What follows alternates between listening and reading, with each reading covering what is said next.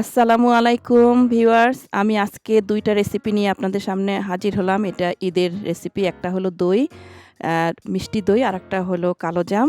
তো আপনাদের সামনে আমি প্রথমেই দেখাবো দইয়ের রেসিপিটা এবং এটা খুবই সিম্পল। আমি একটা ফেসবুক পেজ থেকে এই রেসিপিটা নিয়েছি এবং এটা খুবই সিম্পল এবং খুব অল্প সময়ের মধ্যেই হয়ে যায়। তো এখন আমি আপনাদের সামনে হাজির হচ্ছি ইনগ্রেডিয়েন্ট নিয়ে। প্রথমে আমি দেখাচ্ছি এখানে একটা প্লেন দই আছে। এটা আমি হালাল নিয়েছি। আর আছে ২টা ইভাপোরেটেড মিল্ক, আর আছে এখানে চিনি, আর হলো সরঞ্জাম যা লাগবে আর কি। তো এখানে আমি একটা মেজারিং কাপ নিয়েছি। প্রথমে আমি ওভেনটা প্রিহিট করে নিচ্ছি 300 ডিগ্রিতে। তো এটা প্রিহিট করে পরে আমি হিটটা কমিয়ে দিব। এখানে আমি অনেক আপ অ্যান্ড ডাউন করেছি। এটা আপনার প্রয়োজন অনুযায়ী সেইভাবে উপরে নেবেন এবং নিচে নামাবেন। তো এখানে একটি আমি হাঁড়ি বসিয়েছি এবং ১ কাপ চিনি দিয়েছি। এখন আমি স্টোভটা অন করিনি। প্রথমে আমি সব বসিয়ে তারপর আমি স্টোভটা অন করব। তো এখানে ১ কাপ চিনির সাথে ১ কাপ পানি মিশিয়ে এটা আমি মেল্ট করতে দিয়েছি। এটা আমি ক্যারামেল করব, কিন্তু ক্যারামেলটা একদম স্টিকি, শক্ত হবে না। তার আগে আমি এটা দই দিব। তো এখানে আমি প্লেন ইয়োগার্ট নিচ্ছি ৩ ভাগের ২ ভাগ। আপনি পুরাটাও নিতে পারেন, কারণ এখানে মাত্র ৭৫০ গ্রাম ছিল। তো এটা আমি যে এক্সট্রা পানি থাকে ওটা আমি ঝরাতে দিয়েছি। আর এখানে হলো ক্যারামেলটা আমি মাঝে মাঝে নেড়ে দিচ্ছি যাতে চিনিটা ভালো করে মেল্ট হয়ে যায়, নিচে পোড়া না লেগে যায়। তো ক্যারামেলটা আমি চুলায় মিডিয়াম হিটে বসিয়েছি এবং এটা যখন কালারটা মিডিয়াম গোল্ডেন হবে তখন আপনারা এবং সাথে সাথে উঠিয়ে নেবেন, না হলে এটা খুব বেশি কালো হয়ে যায়, পোড়া পোড়া হয়ে যায়। তো এখানে আমি মাঝে মাঝে নেড়ে দিচ্ছি। এই যে দেখুন মোটামুটি গোল্ডেন হয়ে আসতেছে, কিন্তু পুরাপুরি হয়নি। আমি ওয়েট করছি এবং বারে বারে নেড়ে দিচ্ছি। এই পর্যায়ে কিন্তু খুব তাড়াতাড়ি নাড়তে হবে। এই নাড়ার মধ্যেই আমি ইভাপোরেটেড দুধটা দিয়ে দিচ্ছি এবং সাথে সাথে কিন্তু নাড়তেছি। এই নাড়াটাই হলো একটা মেইন জিনিস হলো আপনার এই দই বানানোর মধ্যে। তো আমার ২টা ইভাপোরেটেড মিল্ক মোটামুটি দেওয়া হয়ে যাচ্ছে এবং আমি নেড়ে দিচ্ছি যাতে উপরে একটা লেয়ার বা সর না পড়ে যায়। এই পর্যায়ে আমার দেওয়া হয়ে গেছে। এখন আমি 1/2 কাপ এক্সট্রা সুগার অ্যাড করছি। এটা মিষ্টি অনুযায়ী যে যেমন মিষ্টি খান সেভাবে। তো চিনিটা আপনারা যে যেমন খান সেভাবেই অ্যাড করবেন। এখানে আমার দইয়ের পানি ঝরানো হয়ে গেছে। এখন আমি একটা বোলের মধ্যে নিয়ে নিচ্ছি। এই যে দেখুন এখানে এক্সট্রা পানিটা ঝরে গেছে। তো এখন আমি এটা যখন বলক আসতে থাকবে এই মিক্সচারটার মধ্যে, তখন আমি দইটা ঢেলে দিব। তো দুধটা বলক আসার পরে আমি কিছুটা কুল ডাউন করেছি। এখন আমি এটা একটা স্ট্রেনার দিয়ে ছেঁকে নিচ্ছি, যেখানে দানা দানা যা থাকবে লাম্পের মতো সব একদম ক্লিন হয়ে যাবে এবং পাতলা একটা ক্লিন মিক্সচার হবে এখানে। এই পর্যায়ে এসে আমি এখন প্লেন ইয়োগার্টটা এটার মধ্যে দিব। এই যে দিয়ে দিচ্ছি, দিয়ে আমি একটা হুইস্ক দিয়ে নেড়ে দিচ্ছি, কিন্তু দেখলাম হুইস্কে ভালো হবে না। তাই এই জন্য পরে আমি অবশ্যই হ্যান্ড ব্লেন্ডার ইউজ করেছি, কিন্তু প্রথমে মিক্স করে নিচ্ছি হুইস্ক দিয়ে।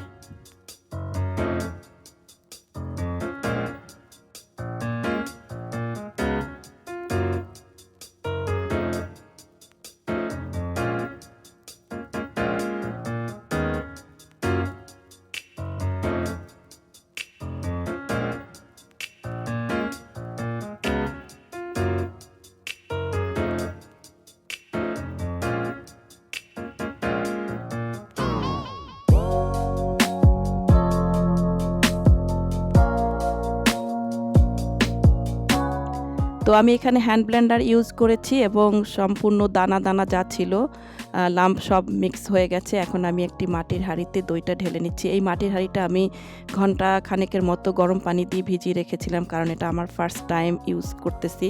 তো ভাবছিলাম যে এটা হিটে ফেটে যায় কিনা, সেই জন্য আমি গরম পানি দিয়ে কিছুক্ষণ ঘন্টা খানেকের মতো ভিজিয়ে রেখেছিলাম। এখন দেখুন আমার দইটা একদম পারফেক্ট হয়েছে এবং ready to go to oven.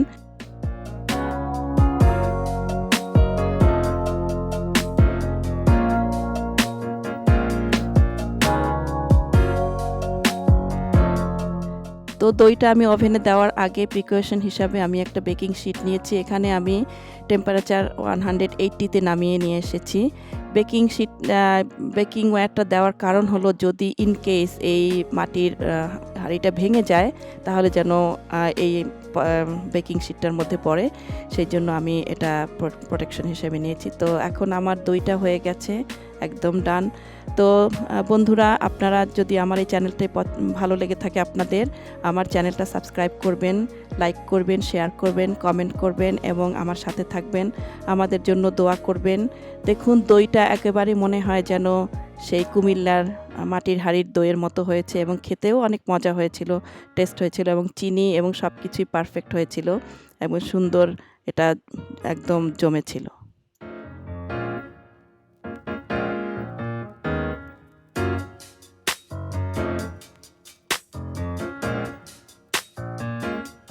তো ভিউয়ার্স, এরপরে আমি নিয়ে আসছি কালো জাম বানানোর রেসিপি। প্রথমে আমি ইনগ্রেডিয়েন্টগুলো দেখাচ্ছি।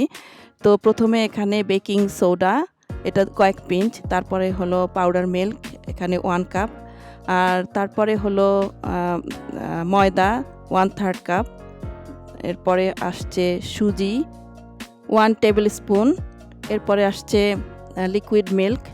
তো এখানে আমি 5-6 টেবিল স্পুন নিয়েছি। আর ঘি লাগবে 1 টেবিল স্পুন। চিনি আমি নিয়েছি এখানে 2 কাপের মতো, একটু কম লাগবে বোধহয়। আর 3 কাপ পানি লাগবে, এটা হলো শিরার জন্য অথবা সিরাপ যেটাই বলেন। আর লাগবে ফুড কালার। তো এই ফুড কালারটা লিকুইড নিয়েছি, পাউডার ফর্মেও পাওয়া যায়, যেখানে যেভাবে পাওয়া যায় সেভাবে আপনারা সেইভাবে ইউজ করবেন। এটা আমি একটা ইউটিউব চ্যানেল থেকে আমি এই ইনগ্রেডিয়েন্টগুলার মেজারমেন্টটা নিয়েছি। তো এখানে আমি সব ড্রাই ইনগ্রেডিয়েন্টগুলা ঘি সহ একসাথে একটা বোলের মধ্যে নিয়ে হাত দিয়ে প্রথমে মাখাবো।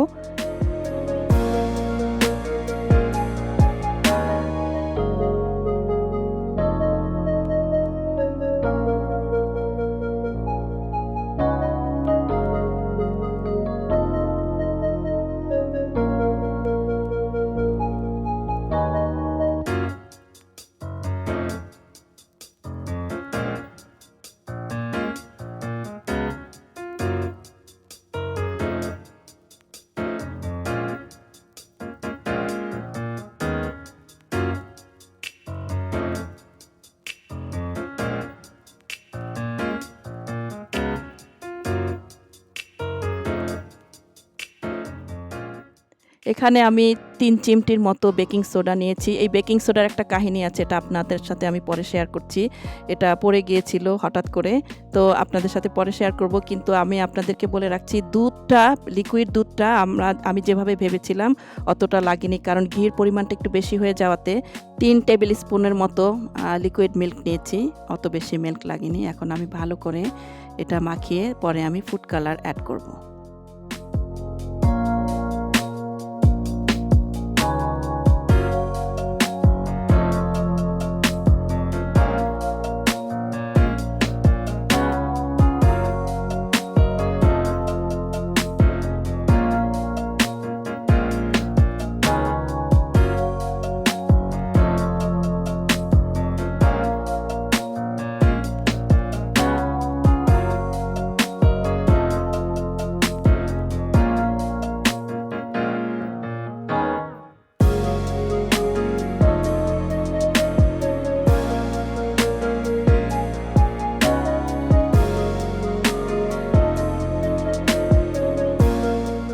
তো এটা মাখানোর পরে 5 মিনিট রেস্টে রাখলেই হয়, কিন্তু আমি অন্য কাজ করেছিলাম, সেই জন্য 15 মিনিটের বেশি বোধহয় রেস্টে রাখা হয়েছিল। বেকিং সোডা কই? এই যে right here, এই যে নাও। আয় আল্লাহ, এরকম ভাবে পয়সা করি সব টিনেজারদের কাছ থেকে নেওয়া যাচ্ছে। তো দেখতেই পেয়েছেন যে আমার বেকিং সোডা নিয়ে আমাদের ঘরে কি কাণ্ড হয়েছিল। তো এগুলি ক্লিন করতে আমার সময় লেগেছিল, এই জন্য আমার 15 মিনিট ওটা রেস্টে খমিরটা রাখতে হয়েছিল। তো এরপরে আমার ক্লিন করার পরে আমি হাত ধুয়ে আবার চলে আসছি আমার কালো জাম বানানোর রেসিপিতে। এরপরে আমি ভালো করে মাখানোর পরে আমি শেপ করব। শেপটা অবশ্য আপনারা যে যেভাবে চান, কেউ গোল চান, কেউ একটু ওভাল শেপ চান। তো আমি একটু ওভাল করেছি, কারণ এটা আমার ফার্স্ট টাইম, আমি দেখতে চেয়েছি এটা কেমন হয়। আমি কোনো দিন কালো জাম বানাইনি। তো এই দেখুন, এই শেপটা আমি করেছি। এটা দেখতে অবশ্য খুব ভালোই হয়েছিল, একদম প্রফেশনাল হয়েছিল। এরপরে আমি সিরাপ বানানোর কাজে চলে যাই। তো 3 কাপ পানির সাথে আমি প্রায় 2 কাপের একটু কম চিনি দিয়েছি। আমার খাওয়ার পরে মনে হলো যে আরও কম দিলে মনে হয় ভালো হতো। এই শিরাটা বানানোর সময় খেয়াল রাখতে হবে যে চিনিটা যেন পুরাপুরি মেল্ট হয়ে যায়, এবং মেল্ট হয়ে গেলে বুঝতে হবে শিরাটা হয়ে গেছে। এই পর্যায়ে আমি একটি কড়াইতে তেল দিয়ে দিচ্ছি। তেলটা হতে হবে একদম পরিমাণ মতো, যাতে কালোজামগুলি ভালো ভাজা হয়। এখানে আমরা 4টা এলাচ দিয়ে দিচ্ছি, এবং আমার মেয়ে আমাকে হেল্প করছে, আমার বড় মেয়ে হেল্প করছে। তো এই 4টা এলাচ দেওয়ার জন্য আমি এই পাতিলটাতে নেড়ে দিচ্ছি, যাতে সুন্দর ফ্লেভার বের হয়। এখন আমি কালোজামগুলি ভাজবো। তো আমার এই শেপগুলি আপনাদেরকে আর একটু ভালো করে দেখাচ্ছি কিভাবে শেপগুলি হয়েছে। তো এখানে আমার কড়াইতে 2 ব্যাচে ভাজবো। আমার এখানে 11টার মতো কালোজাম হয়েছে, তো 2 ব্যাচে করলে ভালো হবে। তো প্রথমেই আমি তেলে দিচ্ছি, তেলটা যেন পুরোপুরি গরম না হয়, একদম অল্প একটু গরম হতেই এটা দিতে হবে। বেশি গরম হয়ে গেলে চট করে এটা পোড়া লেগে যাবে। তো সাথে সাথে যতটুকু পারবেন আপনারা এটা উল্টিয়ে পাল্টিয়ে দেবেন, এবং নাড়াচাড়ার মধ্যে রাখতে হবে। এই পর্যায়ে দেখুন একটু নিচে আমি উল্টাতে দেরি করেছি বলে একটু কালো হয়ে গেছে বেশি একটা সাইড, কিন্তু এটা অসুবিধা হবে না। আপনি কন্টিনিউয়াস নাড়তে থাকলে অন্য কালারগুলি একদম ইভেনলি ঠিক হয়ে যাবে। তো এই পর্যায়ে এসে দেখলাম আমার কড়াইয়ের মধ্যে কিছুটা জায়গা আছে, তো আমি সবগুলি একসাথে ভেজে ফেললাম। এখন আমি কন্টিনিউয়াস নেড়ে দিচ্ছি। এই পর্যায়ে এসে আমার শিরাটা হয়ে গেছে, এবং আমি চুলাটা অফ করে দিয়েছিলাম, কিন্তু চুলাটা মিডিয়াম হিটে অন রাখা উচিত ছিল। যেহেতু ফার্স্ট টাইম অনেক ভুল হয়েছে, তারপরেও খেতে কিন্তু মন্দ হয়নি। তো এখন আমার এই কালোজামগুলি মোটামুটি হয়ে গেছে, একটা ছাড়া অন্য সবগুলি সুন্দর কালার আসছে। তো এই পর্যায়ে আমি এসে সবগুলি উঠে নিব। উঠিয়েই আমি ওই হালকা গরম থাকতে শিরার মধ্যে আমি এটা দিয়ে দিব।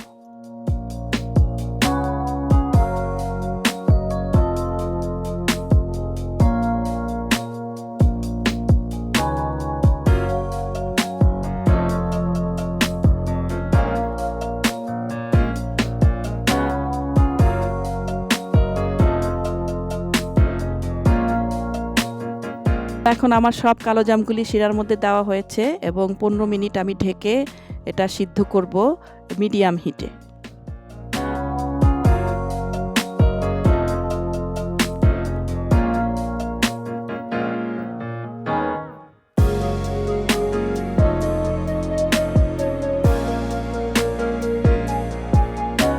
তো এই পর্যায়ে এসে আমি চুলাটা বন্ধ করে দিলাম, এবং এটা 2 ঘন্টার মতো রাখতে হবে, কিন্তু আমি হোল নাইট রেখেছিলাম। তো আমার ভিডিওটা এখানেই শেষ করতে হচ্ছে। নেক্সট ভিডিওতে দেখা হবে, তার আগ পর্যন্ত আপনাদের কাছ থেকে আমি বিদায় নিচ্ছি। আপনারা সবাই ভালো থাকবেন, সুস্থ থাকবেন, আমাদের জন্য দোয়া করবেন, আমার সাথে থাকবেন, এবং আমার চ্যানেলের সাথে থাকবেন। তো নেক্সট ভিডিও পর্যন্ত আপনাদের কাছ থেকে বিদায় নিচ্ছি আবারও। আল্লাহ হাফেজ। আসসালামু আলাইকুম ওয়া রাহমাতুল্লাহি ওয়া বারাকাতুহু।